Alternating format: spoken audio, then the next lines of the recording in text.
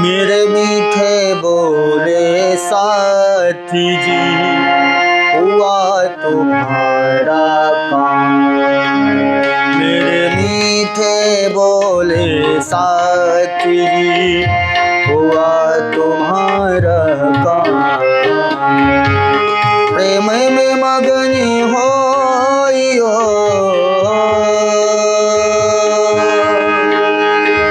प्रेम में मगन होइयो, भूलिया दरवाजा धाम। सखीरी धाम जइए, सखीरी धाम जइए, सखीरी धाम जइए, सखीरी धाम जइए।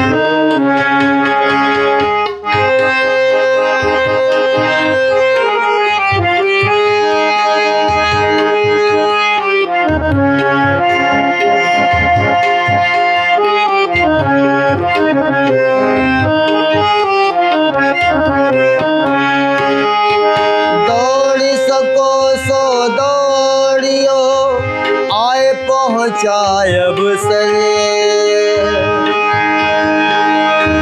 दौड़ी सको सो दौड़ियो, आए पहुँचायब सरे। फुरमान में फुरमाइए, फुरमान में फुरमाइया, आया सो आखर, आया सो आखर। सखीरी धाम जइए, सखीरी धाम जइए, सखीरी धाम जइए, सखीरी धाम जइए। मेरे मीठे बोले साथ जी, हुआ तुम्हारा काम। प्रेम में मगन होइयो, भूलिया दरवाजा धाम। सखीरी धाम जइए, सखीरी धाम जइए, सखीरी धाम जइए।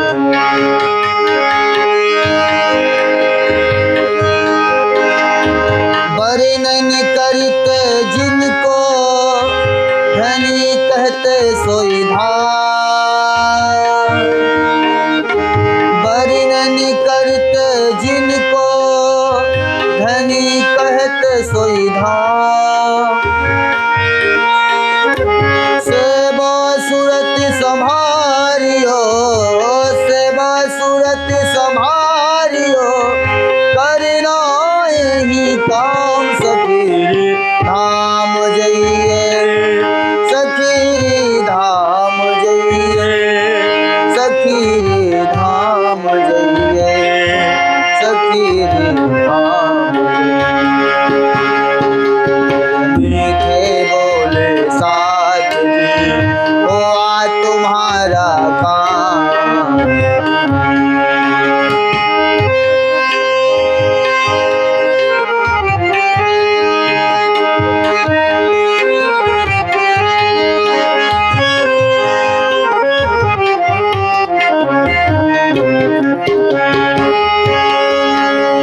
श्याम श्यामा जी सुंदरी, देखो करके उलास। श्याम श्यामा जी सुंदरी, देखो करके उलास। मन के मनोरथ पूरने, मन के मनोरथ पूर्ण तुम रंग भर कीज विलास सखी रे धाम जइए सखी रे धाम जइए सखी रे धाम जइए सखी रे धाम जइए। मेरे मीठे बोले साथ जी हुआ तुम्हारा काम प्रेम में मगन होइयो खोला दरवाजा धाम सखी रे धाम जइए सखी रे धाम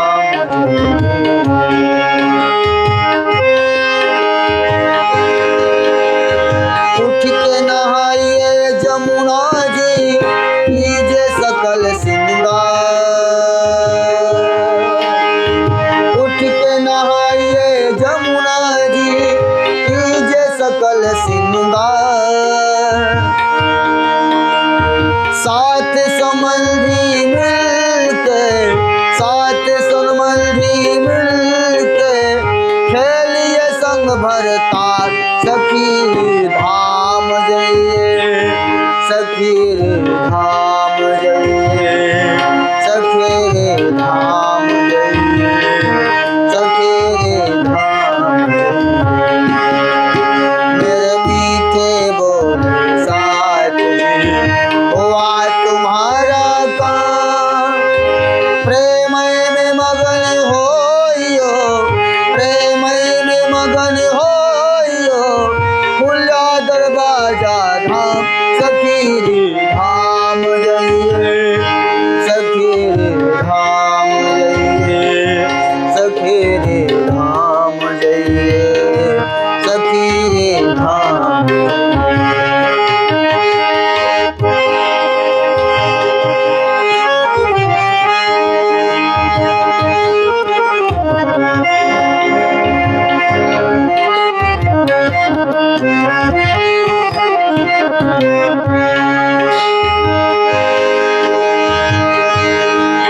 श्री महामती कहे मलपतिया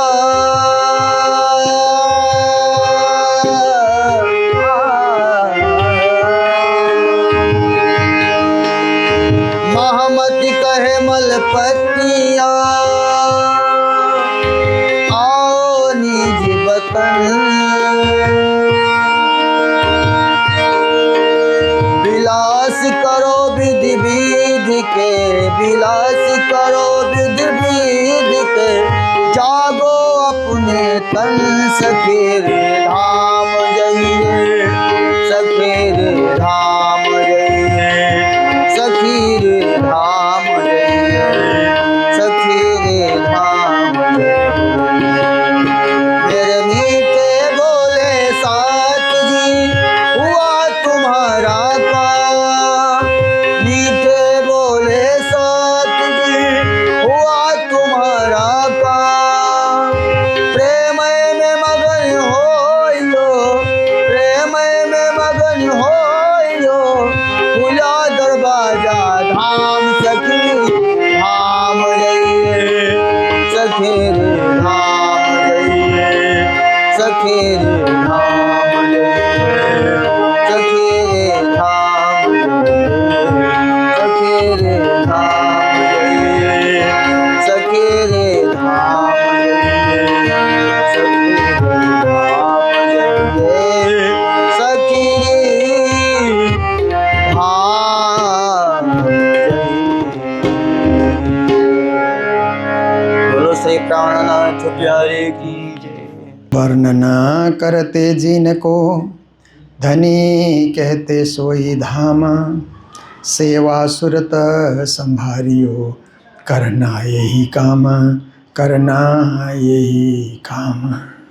बोलो कृष्ण कन्हैया लाल की श्री निजानंद स्वामी की श्री प्राणनाथ प्यारे की महारानी बाईजुराज की महाराजा छत्रसाल की बाबा दयाराम साहेब की परमहंस राम रतन दास महाराज की, परमहंस चरण दास साहेब की, गुरुजी मंगलदास महाराज की, श्री कृष्ण प्रणामी धर्म की, तीनों पुरी धाम की, सर्व सुंदर साथ की। बना अभिषेखे देखिए प्रणाम। उपस्थित धर्म प्राण शिरोमणि सुंदर साथ जी, माताएं, बहनें, भाइयों, देखिए सृष्टि में वन भी है, जंगल भी है। और देखिए सृष्टि में सबसे पहले तो 5 तत्व की सृष्टि हुई, आकाश, वायु, अग्नि, जल, पृथ्वी। 5 प्रकार की सृष्टि। आकाश कहते हैं जो खाली जगह है, जहाँ कुछ नहीं है, पर वो भी ज़रूरी है। आकाश भी ज़रूरी है चलने फिरने के लिए। सब जगह पर्वत पहाड़ बने तो कहाँ चलेंगे, हवाई जहाज़ कहाँ उड़ेंगे। इसीलिए सबसे पहले शून्य के आकाश की सृष्टि हुई। फिर उसके बाद कहते हैं वायु की सृष्टि हुई, क्योंकि वायुमंडल हो तो सृष्टि बचती है। वायु में जो ऑक्सीजन है उसको ग्रहण करके, इसलिए वायु की सृष्टि हुई।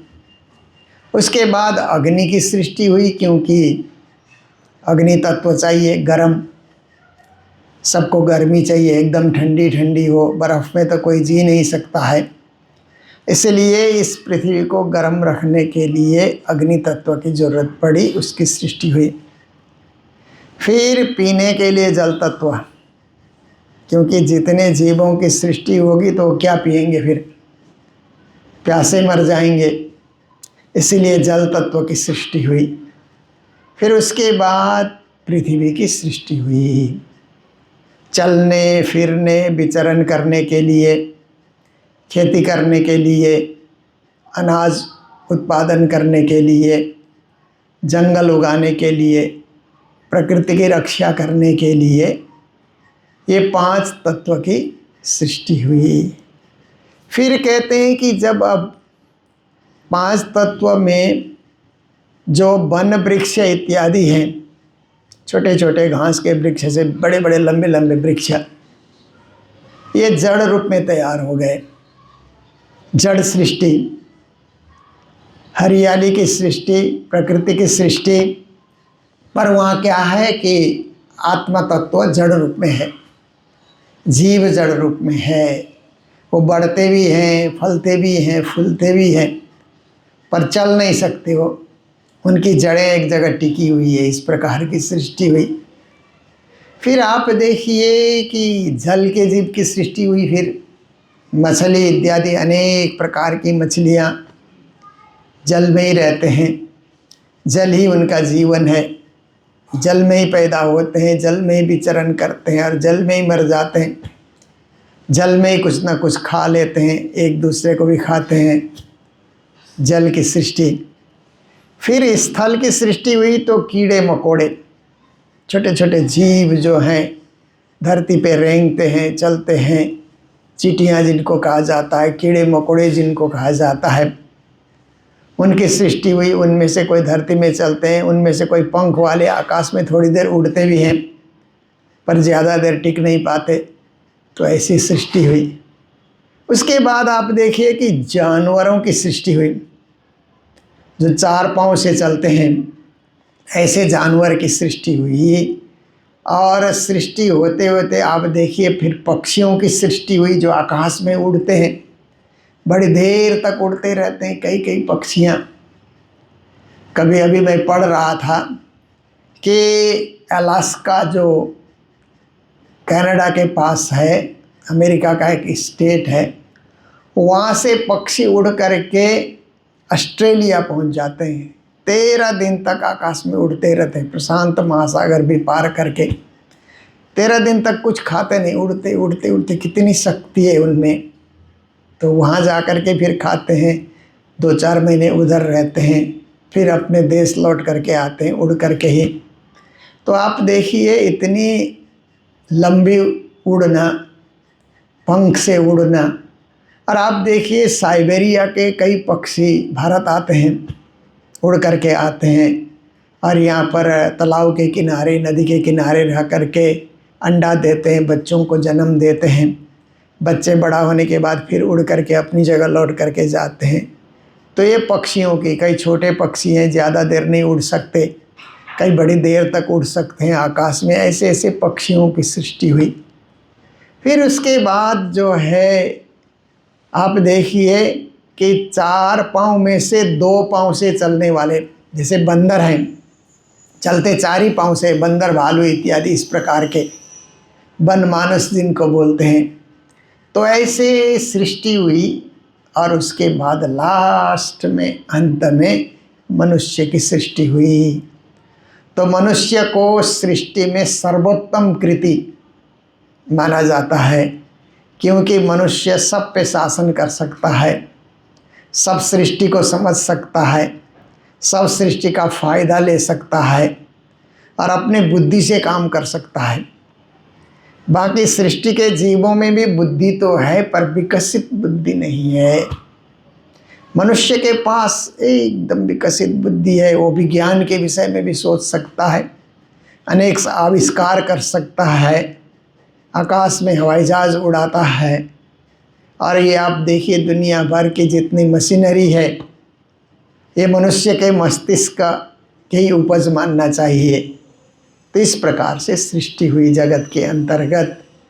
तो ये सृष्टि का मूल रूप कहाँ है? प्राणनाथ जी महाराज कहते हैं, जगत में तो एक एक करके समय के हिसाब से सृष्टि बढ़ती चली गई, सृष्टि का विस्तार होता चला, पर इसका मूल कहाँ है? तो प्राणनाथ जी कहते हैं, इन सब का मूल तो परम धाम है।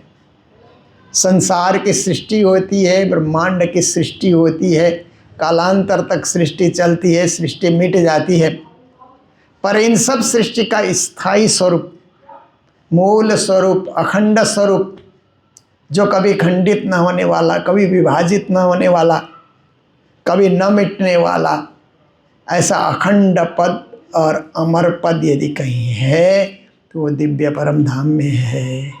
और परम धाम में भी 5 तत्व है, आकाश, वायु, अग्नि, जल, पृथ्वी, सब चैतन्य तत्व हैं। परम धाम में भी तालाब हैं, वहाँ भी मछलियाँ हैं, पर चैतन्य स्वरूप है, वो कभी मरते नहीं हैं। वहाँ भी वृक्ष हैं, उनमें हमेशा हरियाली बनी रहती है, पत्ते नहीं गिरते हैं। वहाँ भी पशु पक्षी हैं, उनके भी, पक्षी के भी पर नहीं गिरते हैं। तो आप देखिए कि ये सब चीज़ है। और परम धाम में ब्रह्म आत्माएँ भी है, ब्रह्म सृष्टि भी है, सब कुछ मूल रूप से परम धाम में है। और परम धाम का ही प्रारूप संसार है, परम धाम का ही रूपांतर संसार है। ऐसा स्वामी श्री प्राणनाथ जी महाराज अपनी वाणी में बता रहे हैं। तो कहते हैं, बन विशेखे देखिए, आज की चौपाई में कहते हैं कि परम धाम के वनों को विशेष करके आप देखिए, वनों की विशेषताएं परम धाम में लहलहा रहे हैं, हरियाली बिखेर रहे हैं। अब कभी कोई पत्ते गिरते ही नहीं हैं, एज इट इज़, जैसा है वैसे रूप में परम धाम के वन की हरियाली है। और वन और उपवन कहते हैं ना, तो दोनों शब्द में क्या फ़र्क है कि वन कहते हैं जहाँ प्राकृतिक रूप से वृक्ष उगते हैं, उनको बोना नहीं पड़ता, अपने आप वृक्ष उग करके जो हरियाली छा जाती है पूरे श्रृंखला में, पूरे क्षेत्र में, उनको वन कहा जाता है। और उपवन का अर्थ होता है बगीचा, जो आपने उगाया छोटे से दायरे में, छोटे से क्षेत्र में, छोटे से पार्क में, आपने जो वृक्षों को उगाया, फूलों को उगाया, फलों को उगाया, उसको उपवन कहा जाता है। तो ऐसे ही परम धाम में भी बड़ा वन, महावन, मधुवन, ये आप देखिए, ये क्या है कि बड़े वन हैं, प्राकृतिक रूप से वो हैं, प्रारंभ से हैं। और रंगमहल के आगे हैं तो उपवन है, केल, लिवोई, अनार, अमृत, जाम्बू, नारंगी, बट, ये जो 7 वन बने हुए हैं रंगमहल के सामने और अक्षरधाम के सामने, ये उपवन की तरह है, विहार करने के लिए, विचरण करने के लिए, ब्रह्म सृष्टि को आनंद प्राप्ति करने के लिए वन उपवन बने हुए हैं। तो श्री जी कहते हैं उनको अच्छी तरह देखो, चिंतन करो। माहे खेलन के कई ठौर, और उन वनों में खेलने की जगह है, क्योंकि परम धाम के वनों में क्या है कि वहाँ पर झूले भी लगे हुए हैं।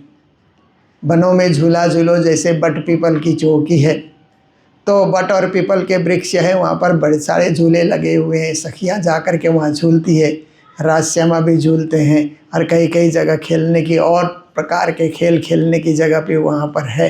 तो इस प्रकार परम धाम में सर्वत्र खेलना, आनंद प्राप्ति करना और हमेशा हमेशा वहाँ पर लीला में ही रमे रहना, लीलामय हो जाना, ये परम धाम की विशेषता है। पशु पंखी खेले बोले सुंदर, और परम धाम में पशु और पक्षी भी है, तो सब खेल रहे हैं। परम धाम में खेल दिखा रहे हैं, अपने अपने कर्तव्य दिखा रहे हैं। तरह तरह से कोई उछल रहे हैं और कोई नाच रहे हैं, कोई विविध प्रकार के अपने कर्तव्य को दिखा रहे हैं। बानर इत्यादि है तो गुलाटी भर भर करके दिखा रहे हैं, मोर है तो घूम घूम करके नाच रहे हैं, और भी पक्षी है, अपने जात जात के पक्षी तरह तरह का नृत्य करके तरह तरह की लीलाएं वहाँ पर कर रहे हैं, खेलते हैं। बोले सुंदर, फिर कहते हैं कि जब ये बोलते हैं तो प्यू प्यू तुही धनी धनी ऐसे करके आवाज़ निकालते हैं, तो बहुत सुंदर बोली बोलते हैं। क्योंकि आप देखिए जगत में भी कुछ पक्षी ऐसे हैं कि उनकी आवाज़ बहुत सुंदर होती है, सुनते रहें ऐसी आवाज़ होती है। तो परमधाम के पक्षी हैं तो उनकी सुंदरता की कोई कमी है नहीं, वो तो सुंदर से भी अति सुंदर हैं, इसीलिए बोलते भी सुंदर हैं। सो मैं कहते लेओ नाम, श्री जी महाराज कहते हैं उन पक्षियों का, उन पशुओं का मैं कितना नाम लूँ, कि वहाँ तो अनंत है, 2 4 10 20 100 200 हो तो नाम लिया जाए। जब अनंत अनंत पशु पक्षी वहाँ पर खेल रहे हैं, नाच रहे हैं, उछल रहे हैं, तो किसका नाम लिया जाए। इसीलिए सारे के सारे आनंद देने के लिए, आनंद का विस्तार करने के लिए, राज्य की शोभा बढ़ाने के लिए और सखियों को आनंद सागर में ओतप्रोत करने के लिए ये सब लीलाएं हो रही है। श्याम श्यामा जी सुंदर, और उन पक्षियों के बीच, पशुओं के बीच वन विहार करने के लिए श्याम मतलब श्रीराज जी, और श्यामा मतलब श्यामा महारानी ठाकुरानी जी। राज्य और ठाकुरानी जी जब वहाँ पर सुंदर आभूषणों से, सुंदर वस्त्रों से सज करके, क्योंकि 4 4 सखियाँ श्रृंगार करावे, ऐसा आता है ना भोग में, राज्य को 4 सखियाँ श्रृंगार कराती है, श्यामा जी को 4 सखियाँ। जो रंगमहल के अंदर है तो उसी प्रकार का श्रृंगार, और बाहर विचरण करने जा रहे हैं तो उसी प्रकार का श्रृंगार अति सुंदर लगता है राजश्यामा जी का।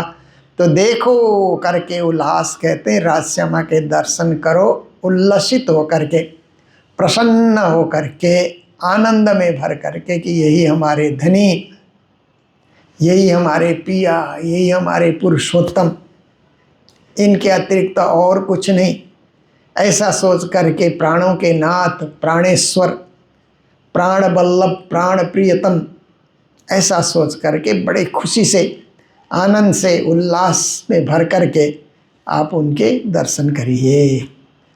मन के मनोरथ पूरने, जब राज्य के दर्शन होते हैं तो सब सखियों के मन की मनोकामनाएं पूरी हो जाती है। सबसे बड़ी मनोकामना तो है राज्य के चरणों में बने रहना, राज्य के सन्मुख होना।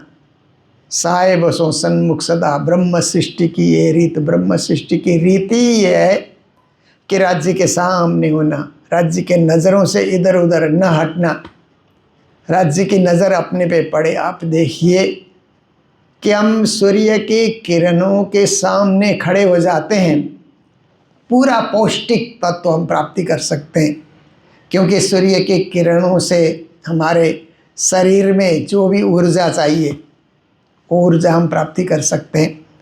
पर सूर्य की किरणों से बच बच करके, हट करके, इधर उधर हो करके हम चलेंगे तो ज़्यादा ऊर्जा नहीं बटोर सकते हैं। इसीलिए सुबह सुबह कहते हैं कि विटामिन डी है और भी कई चीज़ों को प्राप्ति करने के लिए आपको सूर्य के सामने और इस शरीर को भी कुछ तपाना होता है, इसलिए शरीर मजबूत होता है।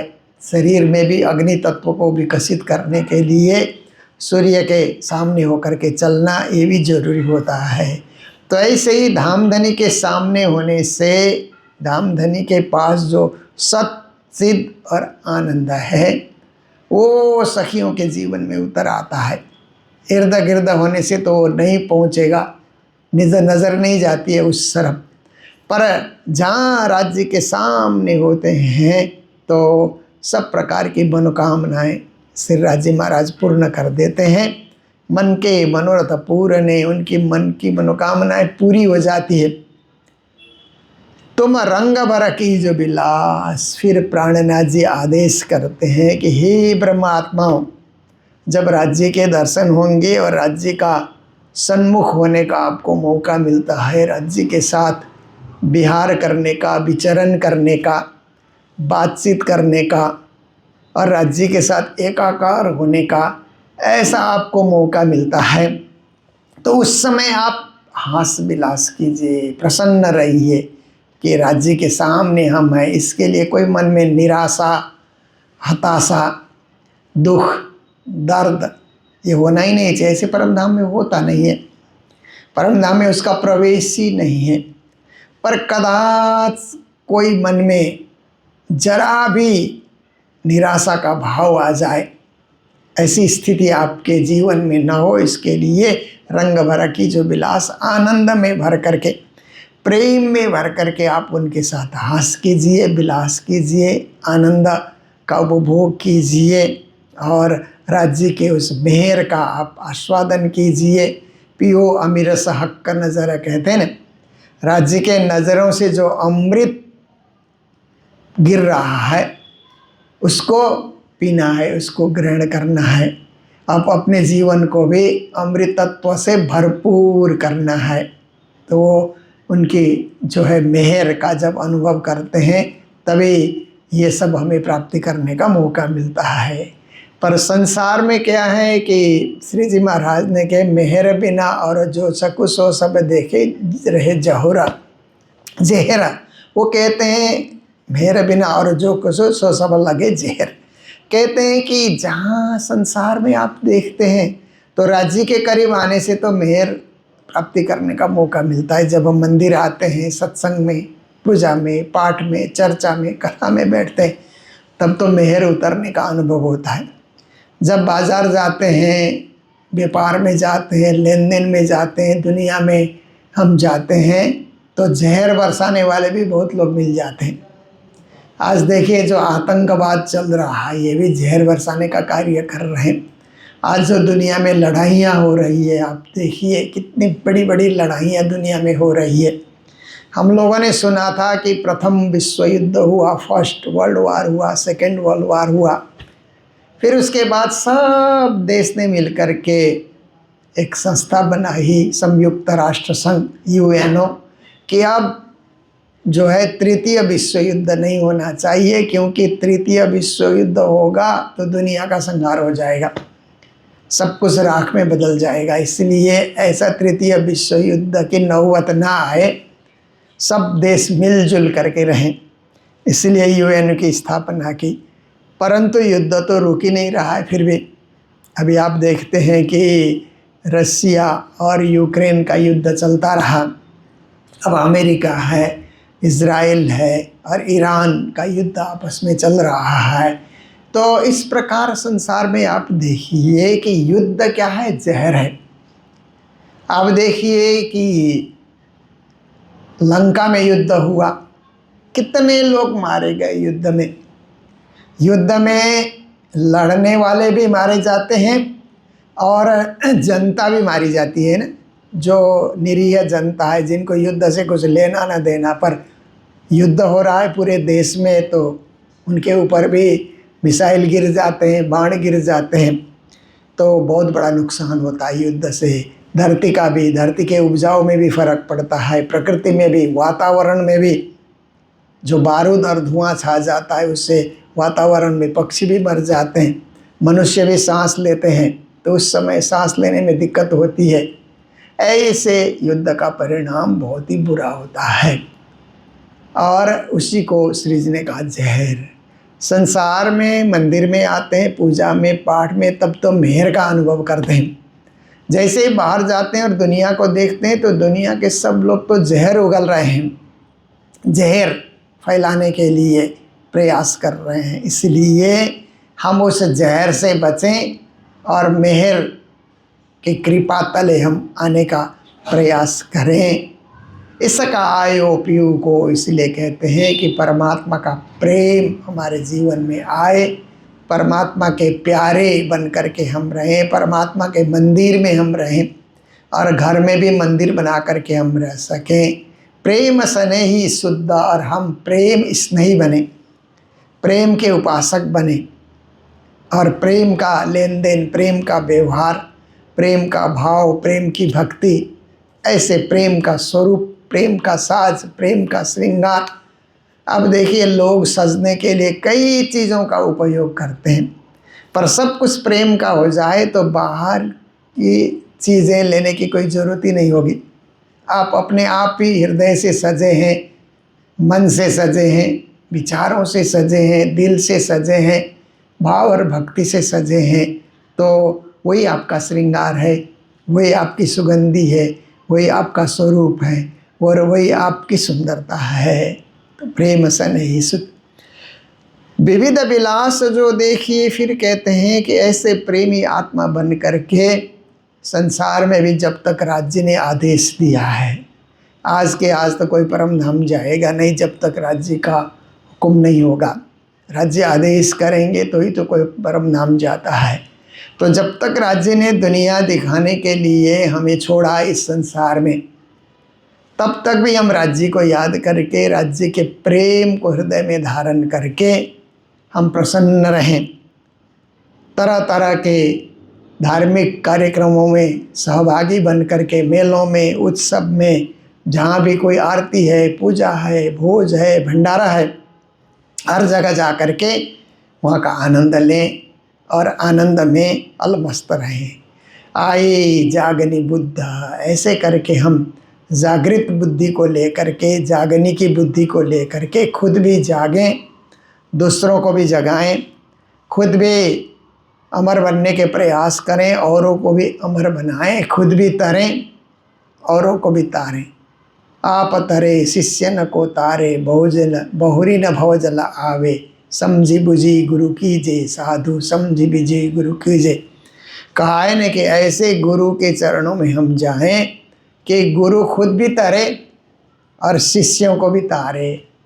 ऐसे कृपालु गुरु, और ऐसे गुरु कौन होते हैं? जिन गुरुओं के पास तारतम महामंत्र होता है। वो तारतम महामंत्र के सारे वो भी तर जाते हैं और शिष्यों को भी तार देते हैं। तो हमको तरना केवल इस पृथ्वी लोक को नहीं है, हमको तो 14 लोक तरना है, अष्टावरण तरना है, हद भूमिका तर करके, बेहद भूमिका भी तर करके उस दिव्य परम धाम में हमें जाना है। तो ऐसे तारतम बुद्धि, तारतम ज्ञान, जागृत बुद्धि, जागृत ज्ञान, जागने की बुद्धि हम में आ जाए और जागने की सोच हम में आ जाए तो अवश्य ही हम तरेंगे और हमारे साथियों को भी तारेंगे, मित्रों को भी तारेंगे। क्योंकि प्रणामी समुदाय का अर्थ है सुंदर साथ समुदाय। ये परम धाम से भी इकट्ठा खेल में आया है और परम धाम भी इकट्ठा ही जाएगा। तो कोई अकेला अकेला सोचे कि बाकी लोग खेल देखते रहे हम परम धाम जाएं, ऐसा नहीं होता है। खुद जागना औरों को जगाना। इसलिए जागो जगाओ जुगत सो, जागो जगाओ जुगत सो, छोड़ो नींद विकार, पहचान कराऊं पीयूषों, सुफल करूं अवतार। श्री जी ने कहा आप भी जागो, मैं जगा रहा हूँ, युक्तिपूर्वक जगा रहा हूँ। जागने वाले औरों को जगाए, आगे जागनी चलती रहे। देखिए 400 साल पहले सदगुरु ने जागने की लीला प्रारंभ की, फिर प्राणनाथ जी ने जागनी लीला का विस्तार किया। आज भी गुरुजन जगा रहे हैं, परमहंस गुरुओं ने जगाया, आज भी गुरुजन जगा रहे हैं। इसीलिए इसका कोई जागने का अंत नहीं है, जागनी चलती रहेगी और हम अपनी आत्मा को जगा करके धनी के चरणों में जागृत बुद्धि को लेकर के औरों को भी जगाते हुए परम धाम का मार्ग सबके लिए हम प्रशस्त करें। परम धाम जाने की तैयारी सब में हो और संसार जैसे छूटे तो फट से आँख परम धाम में खुले, फट से सुरता परम धाम में पहुँचे, कहीं अटके नहीं भटके नहीं, सीधा धामधनी के चरणों में पहुँचे। ऐसी शिक्षा प्राणनाथ जी महाराज इन चौपाइयों के माध्यम से, वाणी के माध्यम से हमें प्रदान कर रहे हैं। तो आज इतने में ही रखते हैं, क्योंकि आज का भी हमारा समय पूर्ण होने आया। हम लोग आधा घंटा चर्चा में बैठते हैं और ब्रह्म ज्ञान का रसपान करते हैं। वाणी की एक एक चौपाई का सारांश हम लोग सुनते हैं, जीवन में उतारने का प्रयास करते हैं, ताकि हम उस परम पद को पाएँ, परम धाम को पाएँ और राज्य के चरणों में आत्मा को जगा सकें। तो इन्हीं शब्दों के साथ अभी की चर्चा को विराम दे रहे हैं। बोलो सतगुरु महाराज की, श्री प्राणनाथ प्यारे की, सर्व सुंदर साथ की।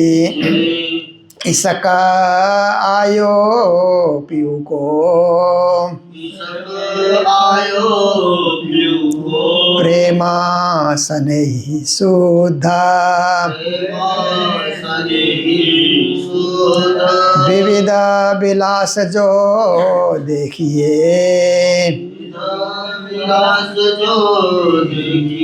आए जागनी बुध, आए जागनी बुध। बोलो श्री प्राणनाथ प्यारे की, श्री धाम के धनी की प्रणाम।